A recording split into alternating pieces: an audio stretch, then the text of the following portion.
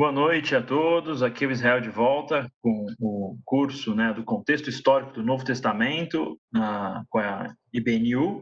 A gente está na nossa sétima aula de 8, então estamos na reta final para concluir já. A gente já passou, falou sobre a questão dos gregos, aprofundou bastante até o período da helenização, e a gente tem seguido a trajetória da história de Roma até chegar na transição de república para o império. Então, a ideia dessa aula, eu vou fazer um pequeno resumo do que a gente estudou de Roma nas últimas duas aulas, e a ideia é a gente entrar dentro do contexto do império. Eu vou citar algumas coisas para tentar trazer mais clareza para alguns cargos da antiguidade que vão trazer luz para o texto bíblico e vão ajudar a gente a entender o Novo Testamento, Mas vamos lá direto. A gente, só para retomar, relembrando, um pouquinho que a gente viu, todo esse mundo grego, enfim, vai ser atropelado pela essa civilização romana. Falou, tem a monarquia, tem a república, que depois transforma em império. A gente falou no mapa, que expande, começa na região de Roma e vai expandir, chegar até Jerusalém, chegar até a Judéia. E a gente vai ter a romanização de uma Judéia que já foi helenizada pelos gregos. Um caldeirão cultural que vai ser o ambiente onde o cristianismo vai nascer e o ambiente onde Cristo e os apóstolos vão fazer o início das missões, o início do trabalho deles.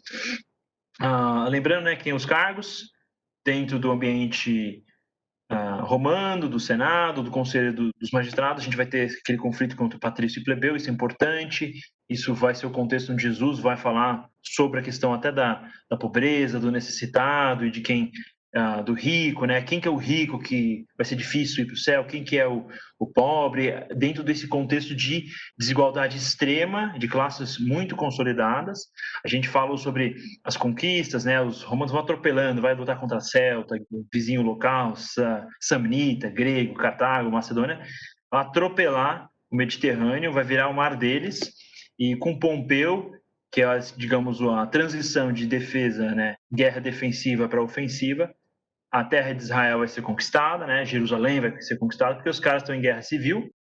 O João Hircano quer tomar a terra de volta, então a gente vai ter essa retomada. Nesse contexto, a gente vai ter essa transição de república para império. Isso vai começar com a aliança de Pompeu, Crasso e César.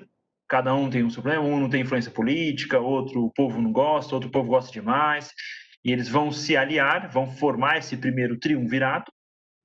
E nesse ambiente, eles consolidam poder, e como toda aliança política nunca é garantida, um deles, que é o Crasso, vai morrer lutando contra os persas na batalha de Carrai. Nessa derrota, no mesmo ano, a Júlia morre, a filha que César tinha casado com Pompeu, e estoura a Primeira Guerra Civil, que vai, enfim, ter como ponto de partida a travessia de César pelo Rubicão. Então ele sai de território invadido, de território imperial, e entra em território senatorial, entra em província efetivamente romana, e essa guerra civil vai acabar desdobrando na vitória de César, que depois, enfim, com toda a glória da conquista da Gália, vai reinar. Então, o primeiro triunvirato tem essa expansão, a gente vê a parte verde, que vai ser o povo sujeito, incluindo a Judéia. A gente falou sobre o ambiente da Judéia, e a gente falou antes sobre os macabeus, os moneus. Então, teve aquele reino governado por judeus, uma dinastia helenizada, o sumo sacerdote e o governador, o rei, o etnarca, o termo grego, domina, e esse estado se torna cliente-estado de Roma, no mesmo contexto. Então, Pompeu pega o Oriente, César conquista a Gália, e Crasso tenta lutar com os persas e acaba perecendo.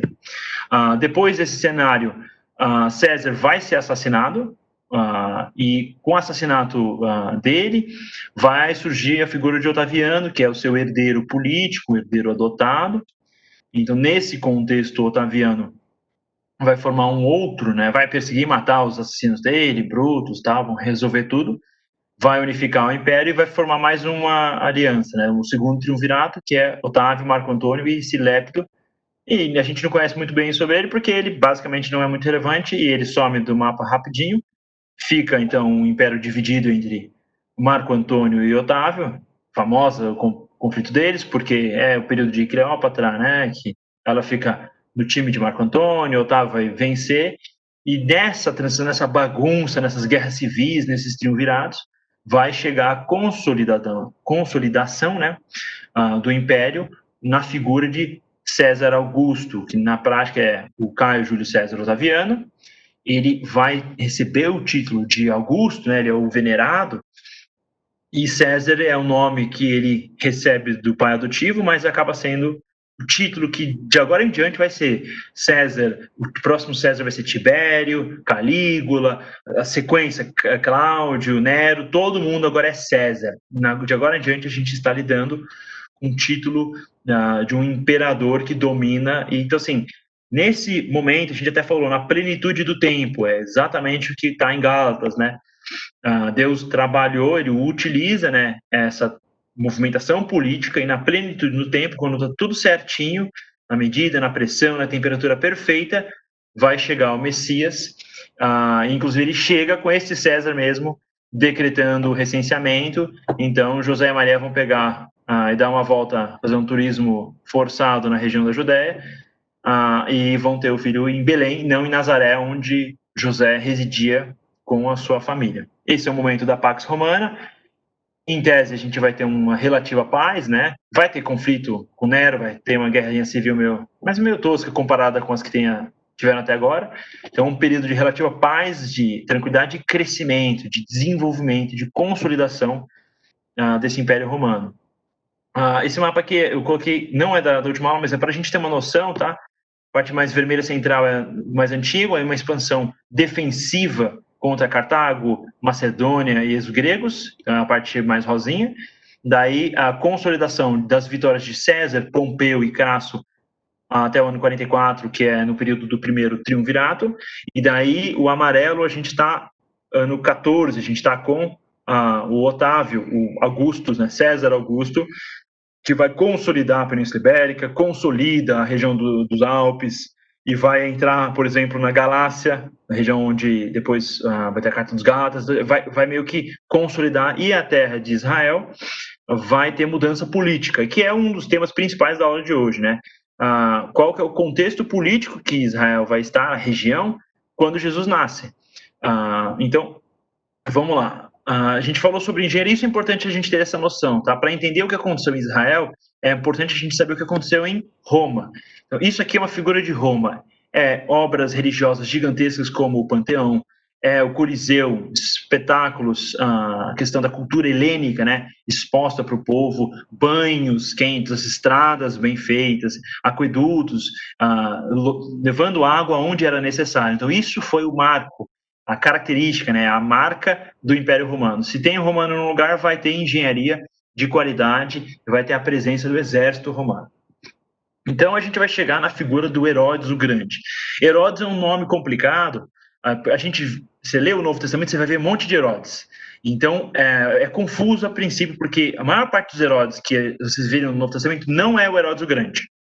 Basicamente, ele não está no Novo Testamento. Mas o Herodes, ele vai criar o ambiente do reino da Judéia, da província da Judéia, que é um ambiente que vai gerar toda a atenção.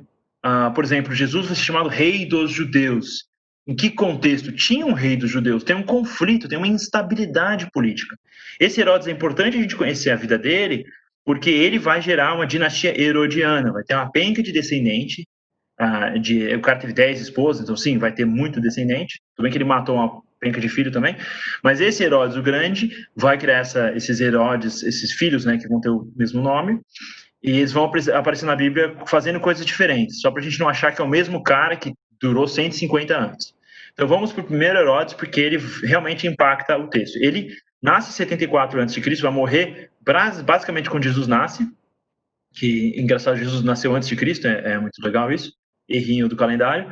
Então ele vai ser filho do Antípatro, o Idumeu, a gente falou sobre ele no período dos Macabeus, né? E uma mãe Namateia. A gente falou sobre os Nabateus, a região meio que do sul, perto da Península Arábica, Petra, né, é a capital deles. Na Guerra Civil dos Macabeus, eles vão buscar refúgio, vai ter exército naquela região. Então, Antípatro ele vai ser oficial de João Hircano, que é o final da dinastia dos Asmoneus, e ele vai acabar herdando essa dinastia como governador da Judéia nessa transição da bagunça que estava rolando com Roma, nessa questão dos triunviratos, essas guerras civis, nesse caos, Antípatro ele herda esse reino. E quando ele herda, ele já bota o filho dele, que é esse tal de Herodes, jovem, 25 anos, e ele assim, você vai governar uma região meio inútil, a gente falou sobre isso, que é a Galileia. Daí Antípatro vai ser assassinado, basicamente um ano depois, é muito próximo com o assassinato de César, né? Júlio César, e Herodes vai suceder ele, enfim, o pai dele como governador. Não era para suceder, não tinha uma dinastia, foi um pouco rolo, mas isso mostra que Herodes já é uma figura de autoridade que vai ser um contraste muito forte com a proposta de Jesus. É uma figura que já vai desejar o poder e vai tomar ele para ele mesmo. Nesse contexto da Guerra Civil, o Herodes ele vai apoiar Otávio e Marco Antônio e os dois vão vencer. Então ele se dá bem. Nessa transição, né, que ele apoia os dois, vai acontecer uma segunda coisa. Ele vai estar, Marco Antônio, que é digamos, o brother, né, de Herodes em Roma, eles são amigos, estão aliados, fechou, Herodes está sossegado. Daí vai rolar uma bagunça na Judéia. Antígono, que é filho daquele Aristóbulo II, lembra? Aristóbulo era um outro time, tinha dois times dos Asmoneus. O João Hircano é o time mais dos fariseus, Aristóbulo é mais varzeado, é o cara mais helenizado. Esse Aristóbulo vai ter então seu descendente, que é o Antígono, que é mais alinhado com o antigo império dos Seleucidas, que perdeu relevância porque foi derrotado pelos romanos e vira a região da Pérsia. Nesse período a gente está já com o Império Parta. Os partos são os caras que derrotaram Crasso, lembra? É um dos três do triunvirato. Então, nesse contexto, esse Aristóbulo ele vai tirar o Herodes vai fugir e ele vai dominar a região da Judéia por 3 anos, basicamente. É pouco tempo, mas assim, reta final da República, tá uma confusão e Herodes vai fugir para Roma. Então ele vai ver tudo que a gente viu aqui sobre a engenharia romana, a cultura, o poder, assim, a magnitude desse império. Herodes vai observar isso na sua juventude. Nesse cenário, ele vai falar assim, cara, vai chegar para Roma e falar, olha, eu sou seu homem, vocês têm que me colocar lá, eu vou manter a Judéia sujeita a Roma e não aos persas. Daí, nesse cenário, o Senado falou, perfeito, então a gente precisa então vamos deixar ele como rei dos judeus. Ele não tinha essa intenção de virar rei efetivamente, ele queria trabalhar para os romanos, mas lembra que os gregos criaram títulos. A gente tem monarquia, diarquia, um rei, dois reis, isso vem do grego. O etnarquia também vem do grego. E etnia, a ideia é que você vai governar uma etnia, então você vai ser rei da etnia dos judeus. Daí que vem esse termo e daí que vem o contexto, porque quando Jesus vai ser chamado, ele vai ser rei dos judeus, é uma afronta direta ao título que o Senado já tinha oferecido para Herodes. Então Herodes vai, e só para contextualizar esse termo, ele nasce quando os macabeus fazem a revolução e criam um reino helenizado grego, né? Então é judeu, mas helenizado. Então é um reino grego no sentido cultural, mas de etnia judaica. Então nesse cenário, Marco Antônio e Herodes vão se aliar e vão reconquistar Jerusalém. Ótimo, tudo certo, mas como sempre, a monarquia, enfim, a vida de reis é bizarro. Então Herodes, ele está no poder, ele fala assim, agora eu vou consolidar meu poder, eu sou rei desses judeus, mas ele não é judeu, ele é filho do Antípatro, ele é Idumeu, o cara dos Edomitas, o cara é meio estragado, não tem uma origem muito pura, muito limpa, então ele já começa casando com Mariana, que é uma princesa da dinastia dos Asmoneus, já limpa a ficha dele, mas ele tem que se livrar da primeira esposa do filho, manda, expulsa, né? Mostra que ele está comprometido com o poder, não importa, esposa, família, filho. Ele coloca o irmão da sua nova esposa, né, Aristóbulo, como sumo sacerdote, também um cargo que já está politizado, e ele vai ter um cara, vai ter um cenário que esse Aristóbulo começa a ficar famoso, é pouco tempo, tá? Ele começa a ficar muito famoso, ele falou, caramba, esse sumo sacerdote vai me dar dor de cabeça. Daí ele faz um churrasco na casa dele e o Aristóbulo morre afogado na piscina dele, né? Ninguém sabe quem matou, mas é muito provável que foi Herodes. Daí, nesse cenário, os nabateus, que estão sujeitos a essa, digamos, essa etnarquia, né, judaica, que está conectada a Roma, vão se rebelar, e nesse cenário vai rolar a guerra final, guerra civil de Marco Antônio Otávio, e nesse contexto, Herodes vai ser o momento mais importante para consolidar o poder desse indivíduo, porque ele vai apoiar Marco Antônio, que vai ser derrotado, a gente viu isso, Marco Antônio perde. Ele vai pegar a frota de Éfeso, onde Paulo faz as missões dele, e vai ser derrotado depois na batalha de Ácio. E depois dessa derrota, acabou. Ele está fora e Herodes apoiou o derrotado. Além disso, Herodes está tendo revoluções, né, na província dos nabateus que ele está dominando. Então, César Augusto quer jogar, enfim, tirar Herodes do lugar, e ele vai negociar com Augusto César, vai convencer o primeiro imperador de Roma que ele é o cara, que ele é realmente quem precisa governar Israel. Então é muito importante ter isso em mente, que pouquíssimo tempo antes de Jesus chegar, tem um homem muito qualificado, muito capaz, que está tentando convencer César que ele é o cara, que deve ser o rei dos judeus para manter essa posição. E daí, na ilha de Rhodes, onde foi feito o Colosso, né, famoso, ele vai convencer Otávio, e Otávio falou, beleza, fechou, você pode ser então o rei, então a Judéia é sua. Assim que a Judéia fica na mão de Herodes, Herodes vai virar o Bob the Builder, o cara vai começar a construir tudo, ele é doidão, e ele sai construindo obra. Mas antes disso, ele vai, ao mesmo tempo, desenvolver uma paranoia, porque quem quer o poder, mas não tem direito, digamos, socialmente qualificado ou juridicamente garantido, ele tem medo que isso vai ser usurpado. E já foi uma vez, ele já perdeu durante 3 anos, quando o Antígono chega, né? Então, nesse cenário, ele já vai executar a esposa dele por infidelidade, que é muito... inclusive, a testemunha, né, no processo foi a irmã dele. Bem complicado. Ele teve uma piora de relação porque ele assassinou o irmão dela, então já estava feio. Ele executa o irmão, outro irmão dela, por uma conspiração também. Ele começa a causar... Assim, basicamente é mão de ferro, ele está arrebentando a resistência na Judéia. Ao mesmo tempo, ele precisa da graça dos imperadores romanos. Então, ele quer encher a bola do César Augusto. Então, ele vai reconstruir a cidade de Sebástia. Dá para até visitar isso. Fica, hoje é a região de Nablus, né, que fica na região da Samaria, em Israel. E essa cidade de Sebástia basicamente significa, inclusive, Augusto. E ele vai comemorar no ano que o César Augusto vira imperador e vira o império. Então, isso está acontecendo no mesmo momento, tanto em Israel quanto em Roma.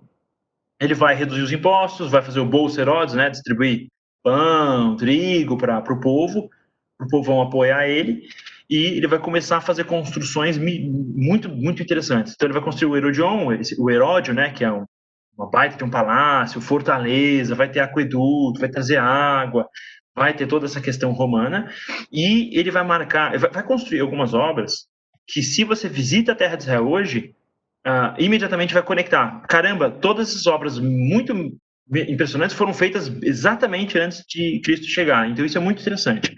Quais obras são essas, né? Eu vou falar sobre algumas das principais. Uma das que marca muito, né, a história é a Cesareia Marítima. Então, novamente, eu quero que o César me mantenha no poder, né? Então, eu vou fazer a cidade de César. Se Alexandre queria construir Alexandrias, César vai querer fazer Cesareias. Então, tem um monte de Cesareia.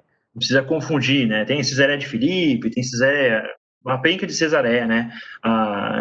Que até Paulo, nas viagens missionárias, vai para outras Cesareias, no meio da Turquia. Essa Cesareia vai ser feita mais ou menos no ano 22, vai ser inaugurada só depois, por volta do ano 9. Essa cidade ela é muito importante, muito interessante, porque ela mostra uma transição. A primeira coisa que acontece é que a tecnologia romana do concreto vai ser utilizada em Israel para construir um baita de um porto artificial, uma tecnologia super avançada. Então, é uma cidade artificial, mas ela vai virar a capital administrativa da província da Judéia.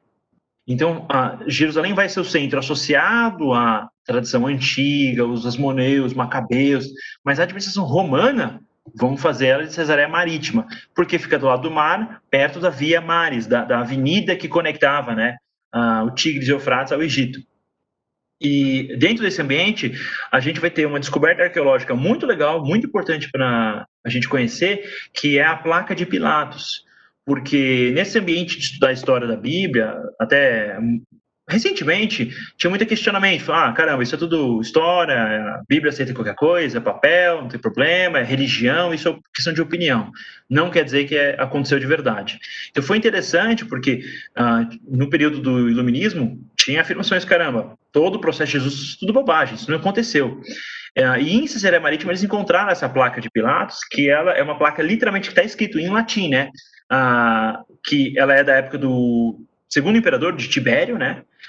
E nesse período, no reino de Tibério, Pôncio Pilatos vai se transformar o prefeito, o governador, né? Então, para efectos Judeia, né? Ele vira o prefeito da Judeia, exatamente no período que está associado a Cristo. Então, foi uma descoberta sensacional para a arqueologia associada à história do Novo Testamento. Então, é muito legal, dá para ver isso até no museu. E Cesareia Marítima, quais são as características da cidade que vão remeter a Roma, para conectar, né? Herodes foi para Roma, ele trouxe Roma para a Judéia. Então, a Judéia, onde Cristo nasce, é uma Judéia bem romanizada. Essa é a cidade. Baita de um teatro, tem o hipódromo, aqui embaixo está mais difícil de ver, mas esse aqui é um hipódromo, os circos máximos, né, que foi feito, o circo máximo que foi feito em Roma, no período da monarquia. A gente tem aqueduto, colunas, aqui é difícil de ver nessa imagem, talvez vocês consigam ver, estou colocando a coisa vermelha do lado aqui, esse é onde ficava o palácio, tinha uma piscina, beira-mar, então o foco de Herodes era ter uma vida maravilhosa. Esse cara realmente queria ter poder na pancada, no domínio, e ele conquistou. E isso é fruto da obra que ele faz. Então, é uma construção, uma cidade muito grande, e é uma cidade que Paulo vai ser preso. Quando ele vai ser enviado depois para Roma, ele vai passar um tempo preso, inclusive em Cesareia Marítima. Que outra construção está associada a Herodes? Vai ser Massada. Massada não está associada ao Novo Testamento diretamente, mas um pouquinho depois, na verdade é no final do Novo Testamento, né? Antes por exemplo, do Apocalipse, porque no ano 70, quando vai ser destruído o templo, na guerra judaico-romana, durante essas guerras, os judeus fugiram, e essa é uma fortaleza gigantesca, que já era anterior, mas Herodes vai fortificar ela, fazer palácio, enfim, fica no meio do deserto, perto do Mar Morto. Essa vai ser o refúgio, para onde os judeus vão fugir para fazer, digamos, a última luta e a última resistência de um reino judeu em Israel, vai ser derrotada nessa montanha, e até 1948, com a criação do Estado de Israel, nunca mais teve nenhum tipo de governo judaico. Teve a Revolução de Bar Kokhba, mas vai dar ruim em 135, mas nem vai conseguir consolidar algum tipo de reino. Né? Além de Massada, acho que a principal obra associada a Herodes, que nós precisamos ter consciência, é o templo. Porque, vamos só voltar um pouquinho para lembrar da história, né? O templo, Davi quer construir o templo, não pode, porque ele está contaminado, ele é o guerreiro, ele usou ferro para tirar a vida, então quem vai construir o templo vai ser Salomão. Inclusive o templo não pode ser feito com ferro, porque ferro é usado para matar, e esse templo vai ser feito em 966 a.C. Então a gente está falando 1000 anos antes, vai ser esse templo de Salomão, mas ele vai ser destruído pela Babilônia, Nabucodonosor, 586. Daí não vai ter templo.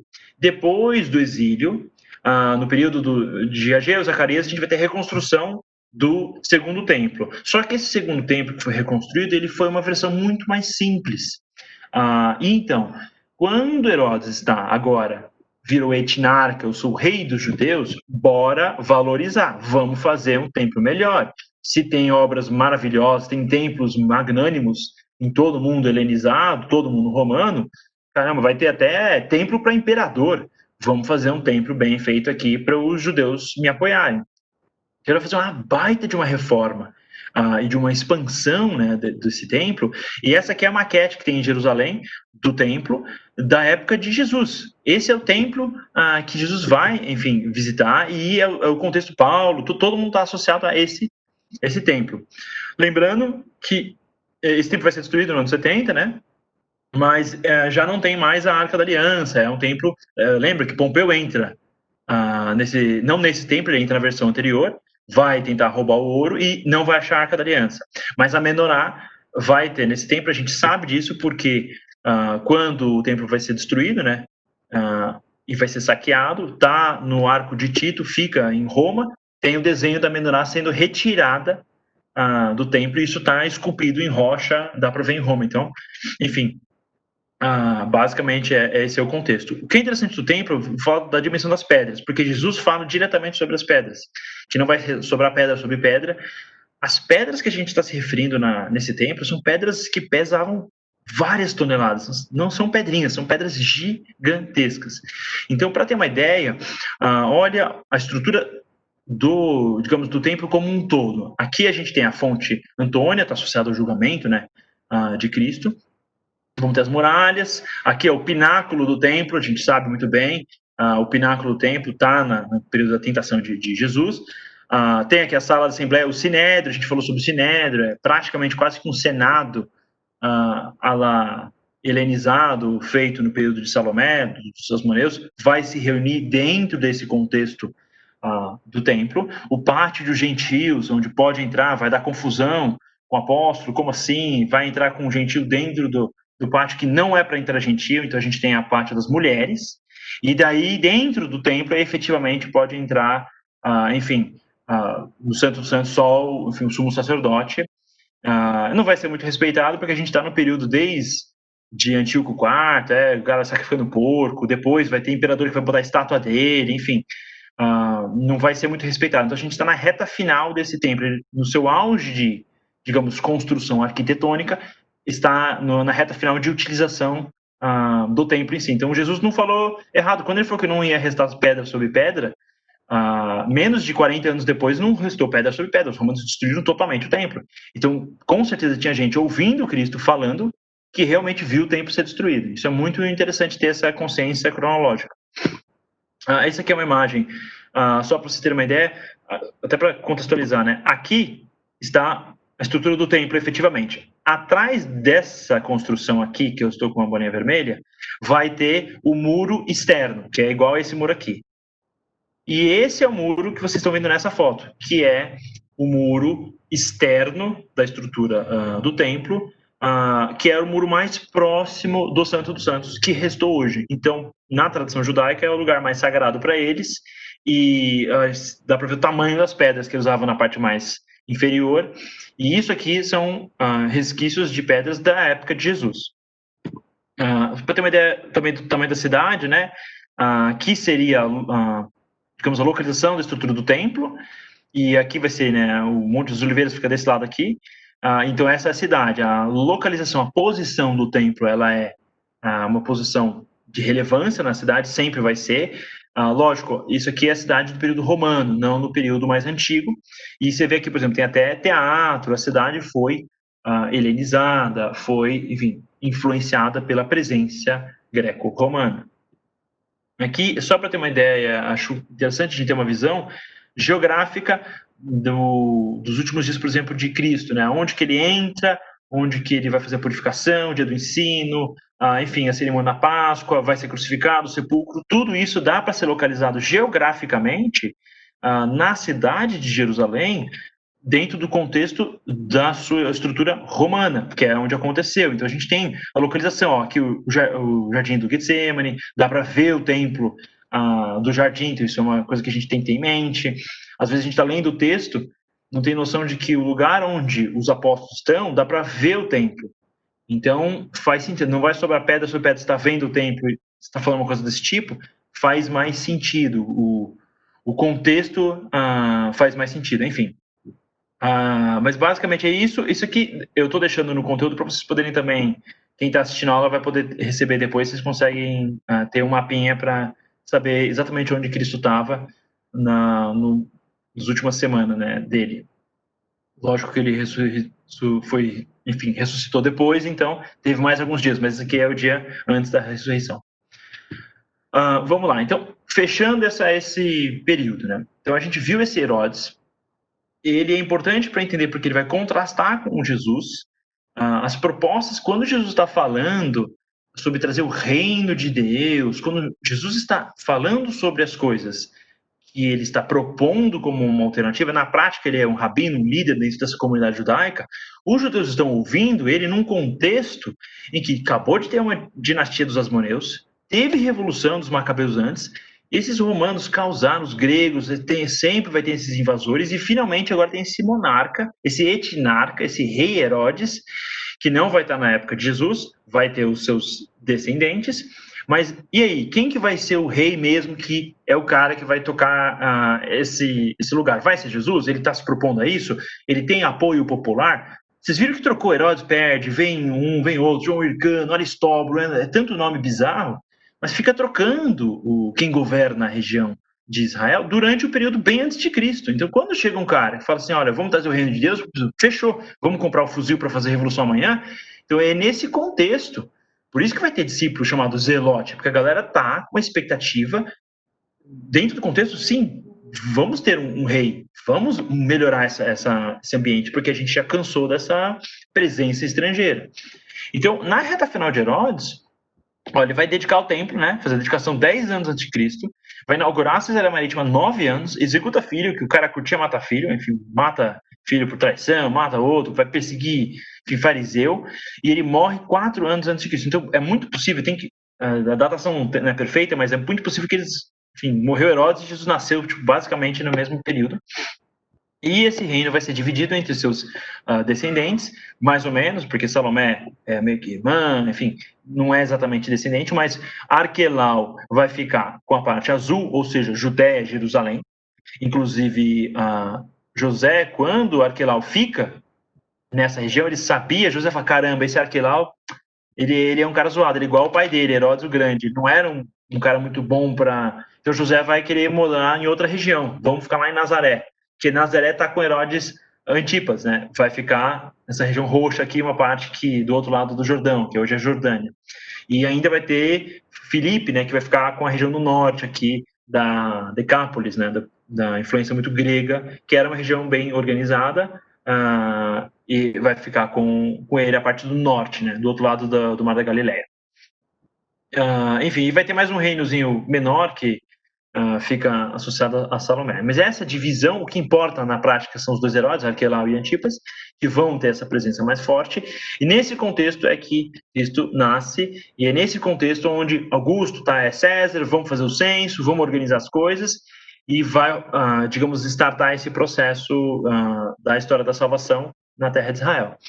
Para a gente ter uma ideia, eu não vou entrar em todos os Herodes para vocês não ficarem com dor de cabeça, mas isso aqui é uma forma de a gente ter uma visão geral, tá? Essa é a casa de Herodes. Eu não estou colocando todo mundo, porque esse cara teve 5 esposas oficiais, 5 esposas não oficiais, é uma bagunça.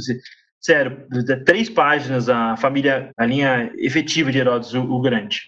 Mas para a gente ter uma noção dos Herodes que tem na Bíblia, então, Herodes o Grande, eu tô colocando aqui, tem os textos, né, bíblicos associados a cada Herodes, para ter uma ideia. Então, Arquelau vai ser etnarca, no texto, então, de Mateus 2, 19 a 23, José não vai querer ir para Nazaré, porque Arquelau está dominando Jerusalém.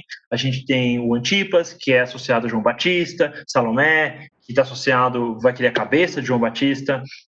Vai ter o Herodes Agripa, o primeiro, esse aqui está se achando o máximo, em Atos 12, Deus vai, enfim, ele vai ser morto, ele vai ser comido pelos bichos lá. Inclusive, esse caso é engraçado. Isso é a história que a gente tem na Bíblia. Só que se você pega um historiador que nem o Joséfo, que é uma fonte muito, enfim, a fonte extremamente histórica daquela região naquela época, ele mesmo vai falar que Herodes Agripa também morreu numa situação complicada, enfim, doente. Então é interessante saber que Herodes é qual e o que aconteceu.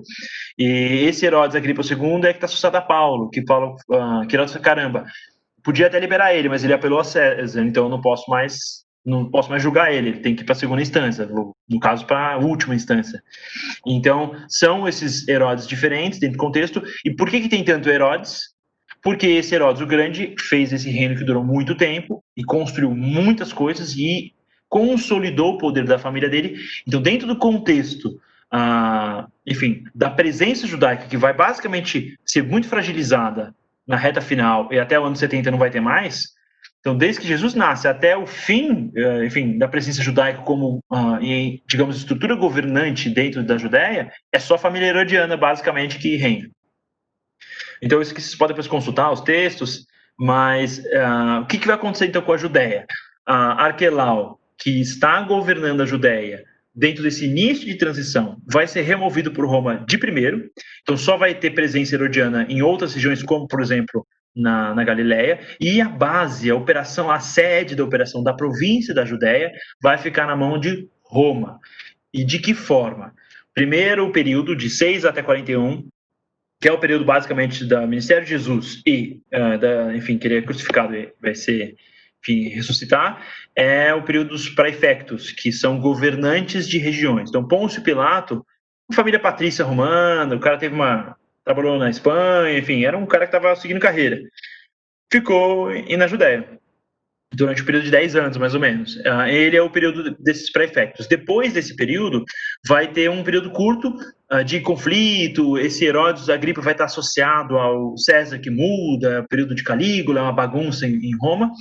E vai ter um breve período de reino da Judéia, e daí vai chegar o período dos procuradores, de 44 a 70. Daí, nesse período, vai meio que rolar uma tensão, vai rolar uma guerra civil. Que é quando rola a guerra civil, o pessoal entra pesado, Vespasiano, enfim, Tito, vai arrebentar de vez o povo de Israel, vai destruir o templo, e a partir desse momento a gente vai ter o legatus como figura de governante. E o legatus é um cargo militar, é literalmente um general, para mostrar que mudou de governo civil para governo militar. Israel vira ditadura militar a partir desse momento. E nessa transição, ninguém curte ditadura, enfim, militar, especialmente de um povo estrangeiro. E dessemente o Simão Bar Kokhba, né, Bar Kokhba, esse cara vai falar: eu vou ser o Messias. Eu sou o Messias, eu sou aqui, eu vou trazer a linhagem de Davi, deixa que eu crio o reino. E isso é um momento interessante, é pouco estudado pela gente, mas isso vai gerar uma baita de uma dor de cabeça, porque nesse momento, todo mundo que já seguia Cristo e falava: caramba, eu já sei, eu já estou com aliança, Jesus foi o Messias. Quando o Bar Kokhba fala: eu sou o Messias, você fala assim: não, você não pode ser. A gente já tem Messias, a gente já tá tudo bem. Então vai criar uma cisão. Quem era judeu e não tinha, enfim, se alinhado com Cristo, e acabou alinhando com o Bar Kokhba, acabou criando uma cisão, porque eles vão ser derrotados nessa tentativa e vai depois criar uma separação amarga entre os cristãos e os judeus. Isso vai desdobrar em perseguição dos judeus por parte dos cristãos quando eles se consolidam e deixam de ser perseguidos pelo Império Romano. Então isso é interessante, que esse foi um momento histórico muito forte que criou essa divisão. Eu vou entrar um pouco sobre a parte militar romana, porque eu falei tanto sobre guerra, sobre conflito, e a Bíblia menciona cargos militares. Eu acho que é interessante a gente ter um pouco essa noção.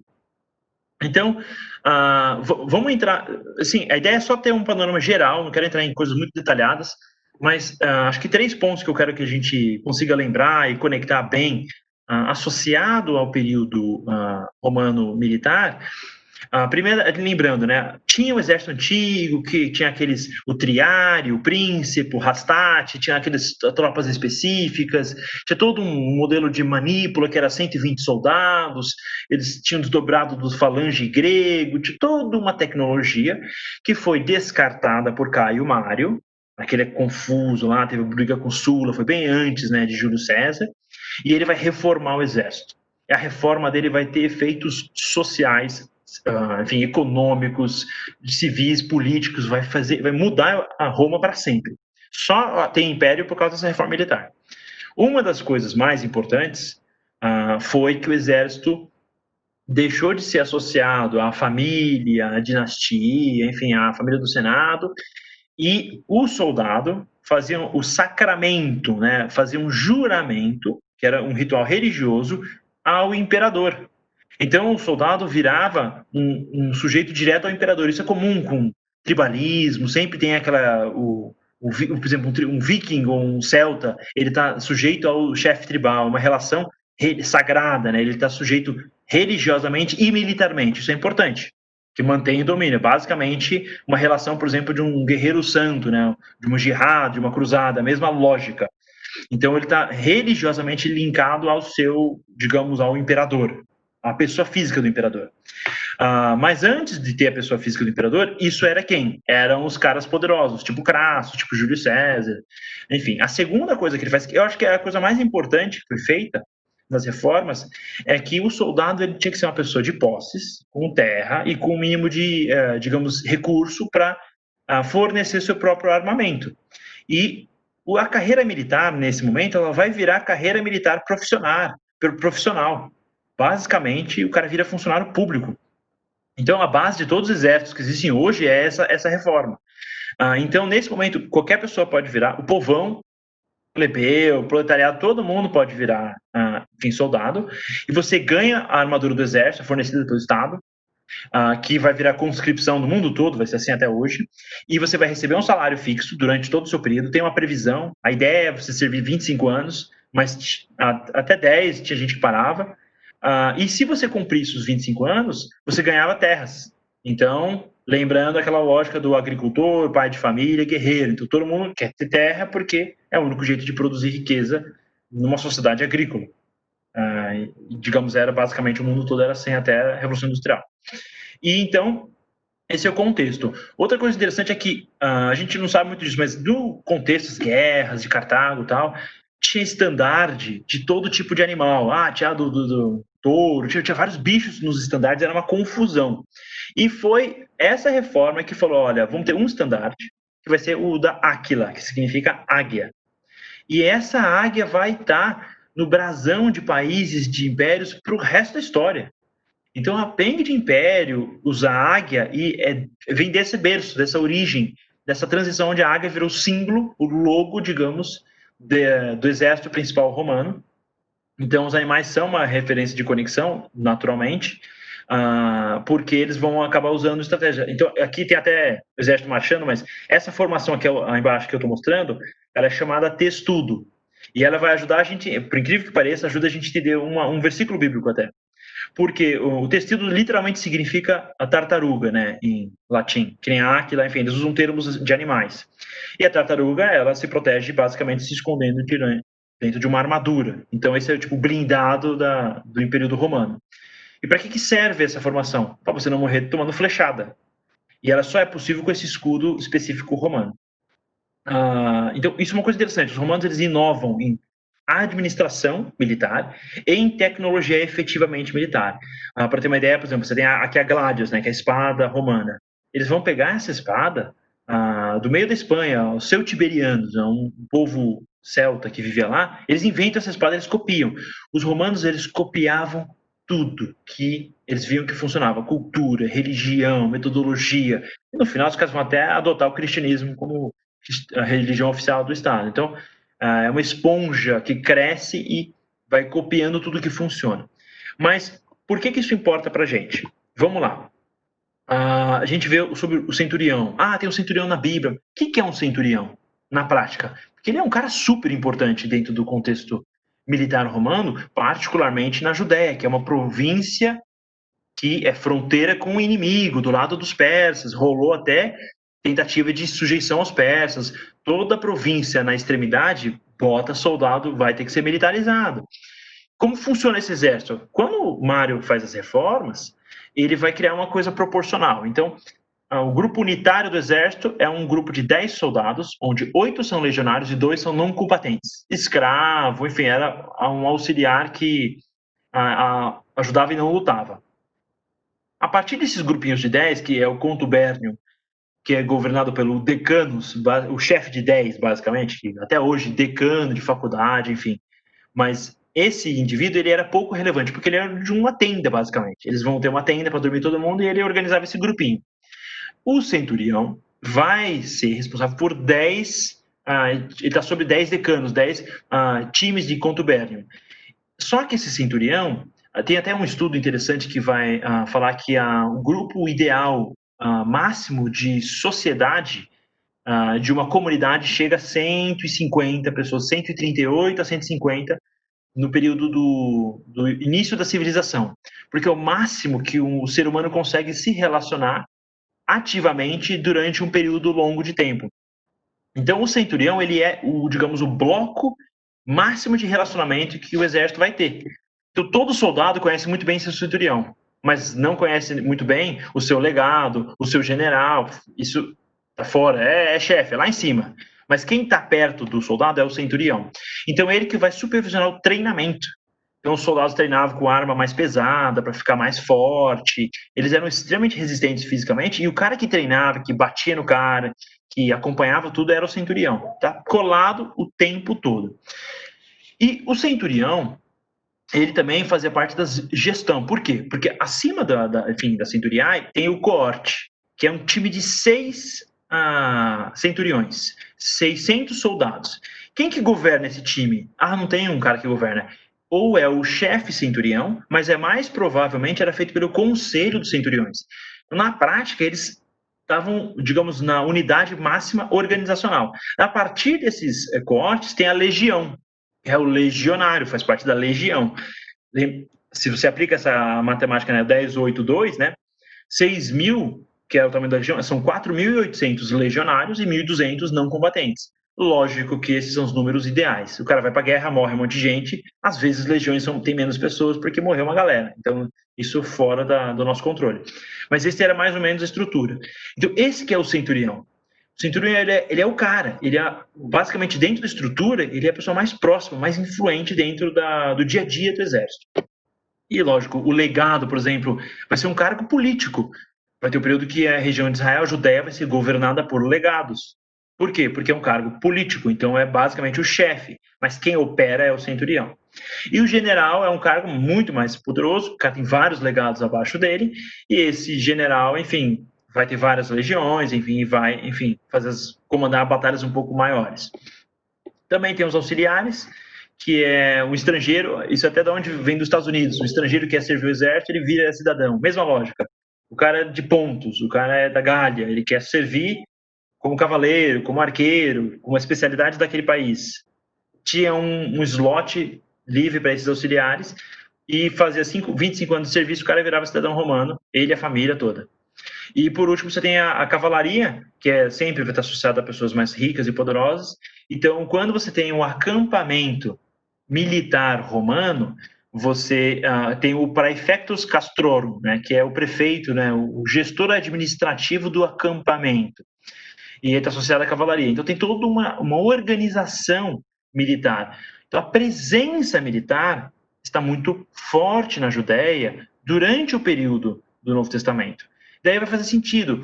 Uma coisa que talvez hoje, se a gente lê esse texto, faz nenhum sentido, porque não tem nenhuma conexão com o nosso dia a dia. Mas uma das coisas que essa reforma fez é o que eles falaram, mudança de logística. Porque qual é o maior problema de guerra? Você tem os soldados, mas você tem que alimentar o soldado. Tem que ter cobertor para soldado, tem que ter cama, tem que ter trigo, tem que ter um monte de coisa. E daí essa estrutura logística fica andando atrás do exército. E daí, se eu quero destruir o exército, eu destruo a logística deles. O que o Mário fez? Os soldados vão carregar toda essa logística. E eles que se livrem. É 25 a 44 quilos. Eles que, fica forte, aguenta aí, vai marchar 30 quilômetros por mês. E fechou, aguenta o tranco. Então, em esse ambiente, essa marcha é treinamento, tá? Carregando todo esse peso. Então, essa mudança fez com que o pessoal chamava os soldados de mulas de Mário. E nesse contexto surgiu uma lei que um oficial, tipo um centurião, um decano, um cara que era um pouco mais, digamos, de pedigree no exército, fala assim, olha, eu não preciso carregar isso toda hora, né? Eu sou chefe. Então, uma lei que permitia que um oficial militar falasse para qualquer pessoa, olha, eu estou cansado, você vai carregar isso aqui. Mas por quanto tempo? Porque você vai matar o civil, porque é muito pesado. Por 1 milha romana, né? E daí vai fazer sentido aquele versículo. Se alguém forçar a caminhar 1 milha, vá com ele 2. Tinha uma legislação que abertamente permitia que o oficial forçasse um indivíduo a fazer isso. Então é interessante ter esse contexto. Acho que da parte militar são 2 pontos que eu queria focar, e o último ponto interessante que eu queria entrar é na armadura, porque Paulo, em Efésios 6, vai falar sobre a armadura de Deus. E eu vi várias vezes desenhos de coisas medievais, enfim. O que ele usa para descrever a armadura, tudo que ele usa é exatamente o que mais importa para a armadura de um romano. E cada item tem uma relevância muito particular. Então pega o cinto da verdade. O que um cinto faz hoje? Segura a calça. É um cinto, mas o cinto romano do legionário é esse cinto aqui. O balteius, o balteia. Isso aqui protege a virilha do soldado. É extremamente importante. É a única proteção que ele vai ter. Então não é só um cinto. A verdade não é só para segurar as calças, ela vai preservar o futuro desse soldado. Você tem a couraça da justiça, essa, que é chamada lorica segmentada, né? Porque ela é segmentada em vários pedaços de metais. Essa é uma couraça que é fundamental, ela protege o coração. Ela basicamente é a peça de armadura colada ao corpo mais relevante para sobreviver, depois do capacete, eu acho. Mas então é esse contexto. Daí ele vai falar que o pés calçados com prontidão do evangelho da paz. Tem uma coisa, o nome Caligae vai ser criado na época de Calígula, mas esse calçado existia antes. E ele é tipo uma chuteira de futebol, então vai ter pedacinho de metal embaixo dessa chinela, essa sandália que eles usavam, ela é de couro, e ela permite o cara marchar 30 km carregando 25 kg nas costas. Então ela é muito importante. E ela representa a eficiência do exército romano em fazer as estradas expandir e conquistar. Então, quando a Paulo fala de pés calçados com a prontidão do evangelho da paz, está usando a própria estratégia, né? Olha, a eficiência e a prontidão romana para conquistar e trazer guerra. A gente tem que ter a mesma eficiência e prontidão para trazer paz, propondo uma ideia totalmente diferente do que, enfim, serviu, mas usando o exemplo que todo mundo conhecia. Daí você tem o escudo da fé. No versículo fala literalmente que vai proteger de flechas, né, de fogo, né, do maligno, porque o escudo é esse escudo, é a única peça que os romanos inventaram sozinhos na prática. E esse escudo é o maior escudo que tinha na antiguidade, no período clássico. E eu falei sobre a formação do textudo. Basicamente, se os romanos quisessem fazer um cerco numa cidade tipo Jerusalém e conquistar, faz um monte de tartaruguinha, vai todos os testudos e você conquista sem tomar flechada. Então o escudo realmente impede você de tomar flechada praticamente integralmente. Então o escudo da fé não é um escudo qualquer, não é um escudo de um paladino medieval que é pequenininho, é um baita de um escudo. E o que é legal, o capacete da salvação muito legal, que é chamado de galeia, né? Porque ele é o capacete da salvação. E tem uma característica desse capacete, que é essa parte atrás aqui do pescoço. Ele é feito de um formato que, mesmo tomando uma martelada, enfim, na cabeça, a estrutura era muito resistente e protegia a cabeça, que é a parte mais importante do corpo. E se o ser humano ele é atacado no rosto, ele normalmente vira para a direita ou para a esquerda para não ser atacado no olho. E essa proteção do pescoço, ela literalmente salva a vida do soldado, porque ela impede ele de ser degolado. Então, é muito interessante essa relação. E por último, né, a palavra de Deus vai ser a espada do Espírito, que é, digamos, a única parte ofensiva, que é essa a Gladius que eu falei. É uma espada basicamente ofensiva, ela só ataca. Muito interessante. Ela é a melhor espada da época. Então, eu acho que esse é o contexto, só para a gente ter uma ideia de quais são os elementos, enfim, que Paulo está citando diretamente. Ele não está citando uma armadura aleatória, ele está literalmente pegando a armadura romana e só está usando ela para explicar o que seria, enfim, lutar por Deus, ter uma armadura da fé, né? Esse aqui, só vou explicar, esse pirma aqui é uma invenção também que eles fizeram, não está na armadura de Paulo, mas ele era uma estratégia romana muito boa, porque você arremessava essa lança e ela prendia no escudo, dobrava e pesava. Então, cada coisa feita pelos romanos tinha um objetivo planejado, mostrando a eficiência deles. Agora, eu estou na reta final já da aula, inclusive, se vocês quiserem fazer perguntas, já pode fazer pergunta. Eu vou até abrir aqui para conseguir ver as perguntas que vocês fizerem. Eu já tive uma pergunta aqui que eu vou responder daqui a pouquinho, mas antes de eu entrar nas perguntas, eu só quero fazer uma... A gente já está na reta final da aula, já está terminando. Quero só fazer um apanhado geral, porque a gente vai entrar na última aula semana que vem, já está acabando, basicamente, e só para a gente ter uma noção de períodos, tá? Esse aqui é uma cronologia, até para quem está acompanhando poder depois vai receber isso em PowerPoint. Olha que legal, desde Alexandre o Grande, né? Assim, desde os persas dominaram, Pérsia está no período do Antigo Testamento, no período interbíblico começa com os gregos, tem Alexandre o Grande, e vai ter tudo que aconteceu aqui. Então você tem a morte de Alexandre, o Império é dividido, e a Judéia fica com Ptolomeu. Depois vai ficar trocando, né? Mas daí Ptolomeu III está associado à Septuaginta, lembra? No Egito, a gente falou sobre isso. Antíoco III, a Síria toma a Judéia. A Síria aqui é porque a região dos Seleucidas que conquista é a Síria, chamada de Síria. Então, vai ser Síria. Antíoco Epifânio, aquele cara zoado, que vai gerar a revolta dos Macabeus, o cara do porco, no templo. Na Judéia, que tem João Hircano, que vai fazer, enfim, a conquista da Idumeia, Samaria, tudo isso aqui antes de Cristo. A gente tem 65, Júlio César, conquista da Judéia vai ser com Pompeu, Hircano vai ser o rei fantoche dele, Pompeu entra no templo, tem toda aquela bagunça. Júlio César vai ter no período de Antípata, que é o cara que vai apoiar João Hircano, então já é pai de Herodes o Grande. Daí quando a gente entra no período da bagunça lá do segundo triunvirato, já é Herodes o Grande, falou: Marco Antônio, eu sou seu cara. Marco Antônio morre, ele falou: não, eu quis dizer que Otávio, eu sou seu cara, eu tô com você, não quero nada saber de Marco Antônio. Então Herodes o Grande, que é um cara, digamos, total oposto de Jesus Cristo, mas um período muito próximo, vai ter então esse período de monarquia, domínio e controle, imposição, construções relevantes. Daí depois a gente vai ter 4 a.C., que vai ser com o Otávio Augusto, e vou até aproveitar, porque uma das perguntas que me fizeram não entendi, você disse que Jesus nasceu antes de Cristo, como pode ser isso? E como que é essa resposta? O problema é que o calendário que a gente usa hoje, o gregoriano, teve algum erro, e ele é baseado no nascimento de Cristo, mas errou. Eu não sei exatamente qual foi a falha, mas hoje em dia, historicamente avaliando, se você pegar a cronologia, o ano associado ao nascimento de Cristo é 4 antes de Cristo. Então é engraçado, né? Porque Jesus Cristo nasce antes de Cristo, porque o calendário está um pouco desorganizado. O pessoal só errou 4 anos, então assim, tá dentro da margem de erro da pesquisa do Ibope, aí tá sei lá, menos de 1%, tá tudo bem. Mas basicamente por isso que tem essa diferença. Jesus nasce antes de Cristo porque o calendário está errado. Não é que Jesus, enfim, nasceu com 4 anos, é porque o calendário está errado. Mas então, nesse período de Otávio e Augusto, vai ter o censo, José Maria, Jesus vai nascer. Daí Herodes, ano 6, 2 anos depois, vai ter o Herodes. Enfim, o Herodes morre no ano 4 também, Arquelau vai substituir ele, vai se separar, vai ter Herodes Antipas na Galileia, Herodes Filipe no Batané, Traconites e Aranitas. Então você vai ter essa divisão e bem rápido depois Arquelau vai, enfim, ser chutado e vai ter prefeitura, prefeitos, né, governo romano na Judéia. Daí a gente entra no período de Tibério, que vai ser o segundo imperador de Roma, um cara miserável, bem complicado. Ele saiu perseguindo todo mundo, matava todo mundo que podia ser potencial concorrente, procurava quem era traindo ele, o cara maluco.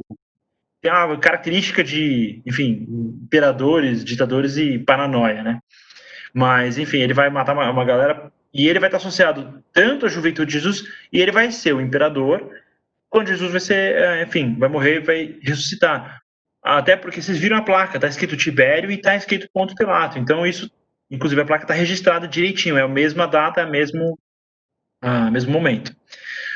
Então, quando Saulo vira Paulo, isso na verdade é o mesmo nome, é só mudança de hebraico para grego, mas quando, então, enfim, Paulo se converte, ele vai está no período do governo também de Pôncio Pilato e também de Tibério, mesmo período, porque o Pôncio Pilato vai até ano 36.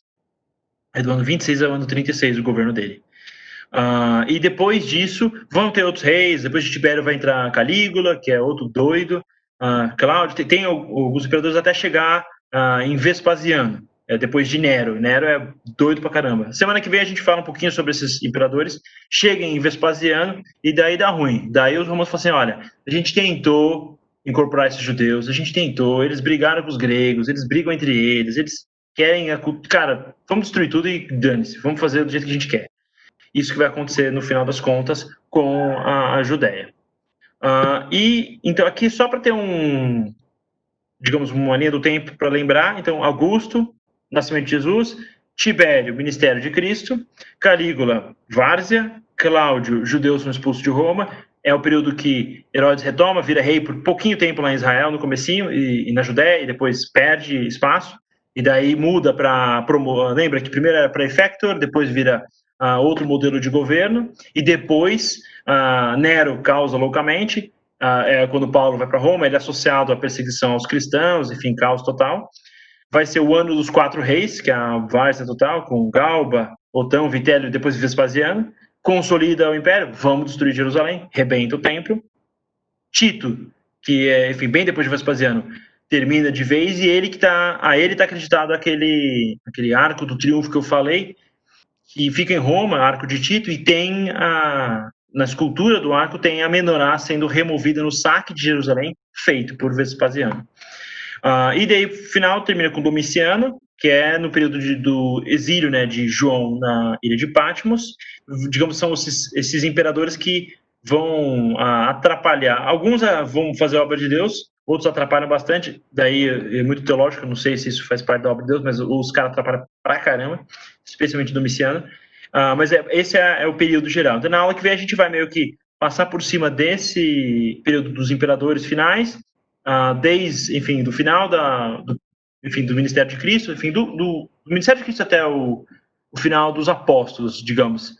E a gente vai ter o contexto tanto do Novo Testamento, a parte grega, quanto romana, meio consolidado. E a partir disso a gente consegue estudar, por exemplo, a história da igreja primitiva dentro do contexto, por exemplo, dos pais da igreja, que a gente já consegue entender um pouco melhor por que tem um mundo grego, por que tem um mundo romano, e por que a sede da igreja vai ficar entre Roma ou Grécia, ou é a igreja apostólica romana ou é ortodoxa grega. Esse conflito vai durar por mais 1000 anos.